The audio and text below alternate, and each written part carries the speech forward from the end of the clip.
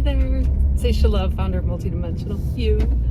Just wanted to pop on here and make a short video on this beautiful day. I'm out for a drive, beautiful spring day. Just to say thank you for all the love from the last vlog.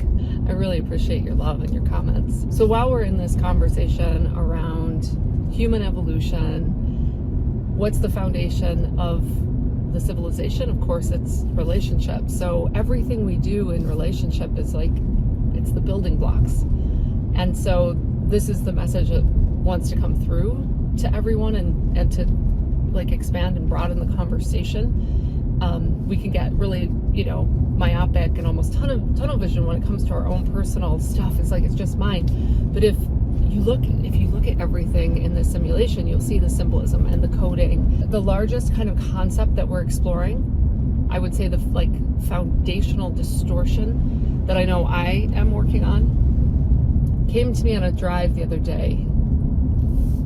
And it's the trap. Victim trap, fear trap, trap of whatever. Can't do that, can't go up against, right? Been exploring this for better part of 2 decades now.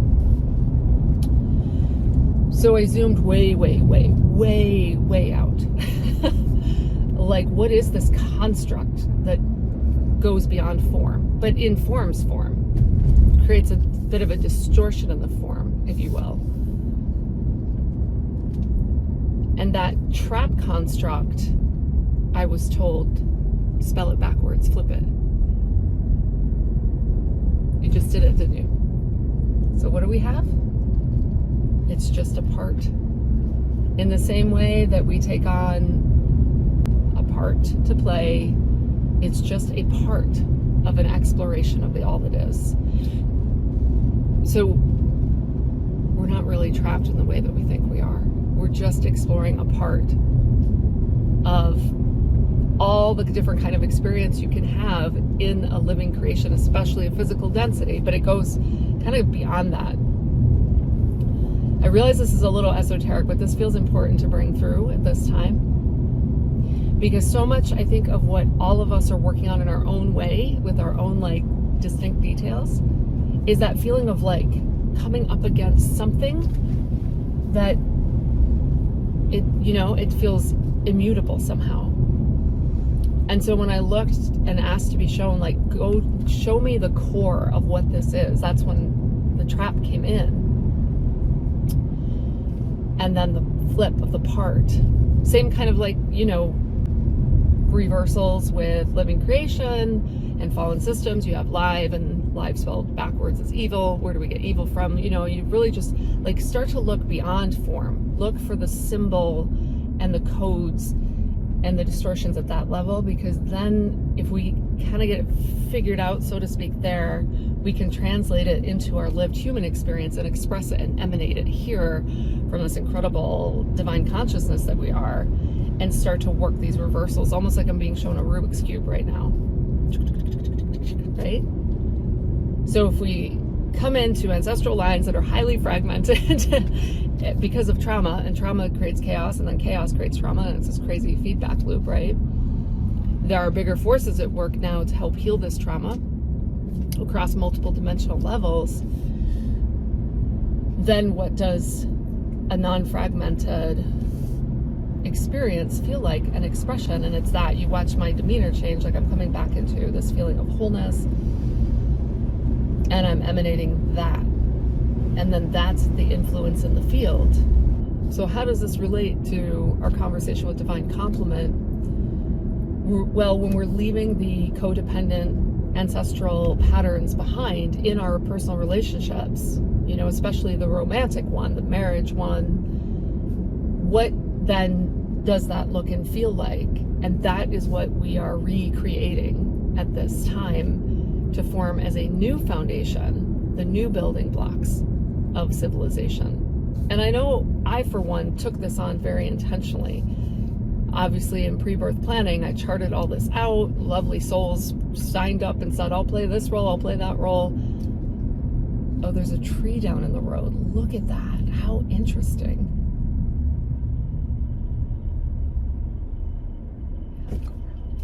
It's gonna have me go around. fascinating. I think I have an SUV. No worries. You must have misjudged it. And it went right down in the road. Now that he doesn't know he was playing a part for the video today. Thank you, sir. When I came upon that, I thought, oh no, I can't go. And then he immediately said, he pointed, he said, you go around. So how highly symbolic was that? Beautiful. Wow. What I was in the middle of saying is that as I planned this life, the person that volunteered to play my spouse in the part where I was going to have to come up against limitations, the family name has the word trap right in the first word, part of the name. I mean, you can't make this stuff up, people, right? Like at least we have a sense of humor about this. And it'll be a trap, and you're going to have to go up against it, and you're going to have to break free, and we'll just put trap right in the word. How about that? Of course. I love it. So what I'm being steered to really speak to as part of this conversation around moving yourself into the next level of relationship. How do you do that? The number one thing that they want me, it's like my greater self and team wants to talk about, is the victim trap as the foundation core of like the relationship building block or construct. Oh shoot, if you're in a victim state, which is showing me is highly correlated with codependent state, and the I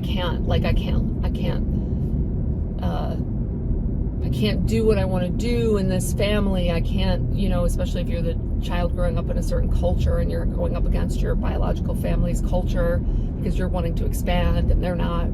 And then maybe you take that into your first major significant relationship and you're playing it out there. But see, it's all a projection of this internalized state of the I can't victim trap.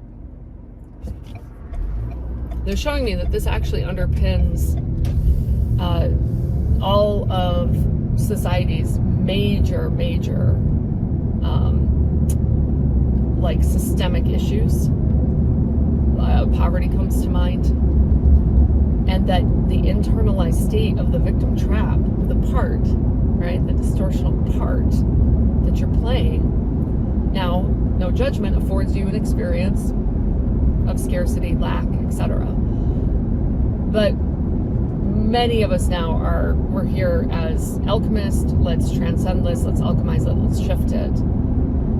So it's really important to understand what we're talking about and what the approaches are and what level is going to address the most systemic part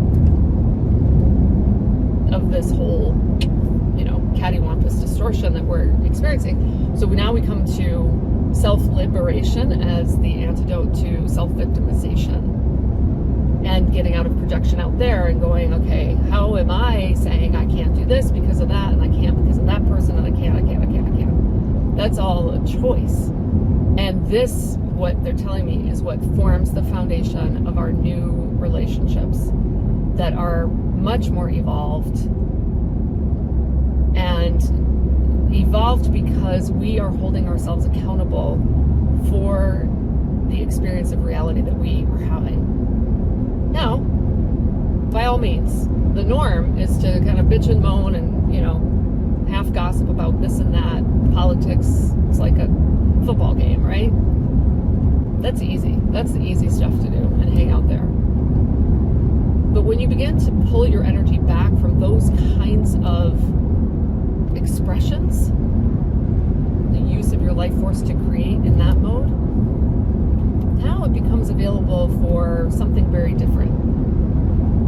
And that repurposing of energy I'm being shown is where we want to spend all of our time and focus.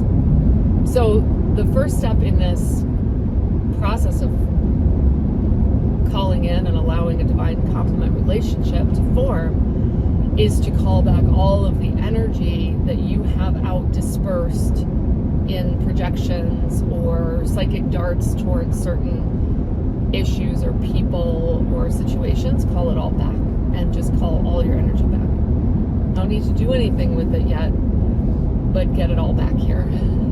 Yeah, see, you feel that? Do you feel how much more life force you're working with now that you're not all like up in everybody else's business? They're like, the world this way, and why is the world that way? That's an amazing energy suck and life force drain. And so from this place, I'm being shown, allow yourself just to be in observer mode. So many of you have experience doing this with yourselves, mindfulness practice. Just do it with the world of form without any judgment, just observation. And see how much of a habit you might have of trying to be out there like that and then calling it back in. They're saying right now this is the first foundational step towards rebuilding the foundation of your personal relationships and therefore your entire civilization. Yeah, now it's interesting because as I've done that and just in driving, I've noticed that there's more clarity, there's more awareness, there's an overall lightness of being, there's an expansive feeling, there's a peaceful feeling, like everything doesn't seem so off kilter without even realizing it had felt off kilter. So play around with that and let me know how it goes. Leave me a comment.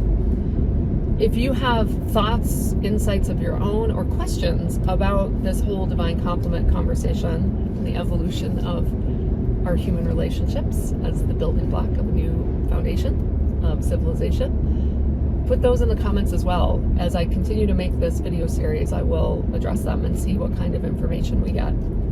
But hands down, like today, they just keep showing it to me as like, extricate yourselves out of the victim trap. Bring all of your energy back. It's almost like our energy gets dispersed it's like on loan, and you got to call all that back now. It's so interesting. It's like lending somebody money who you really don't want to lend money, and then you hold resentment. That's what they're showing me. So many of us get caught up in with our energy. Is we're lending our energy to all of these different ideas and thoughts and situations, and then we're resenting it. But we're the ones that did that. So that's great news because we can call it back. And I'll be sharing more information soon. I will be doing a higher love multidimensional experience. All right, I love you all.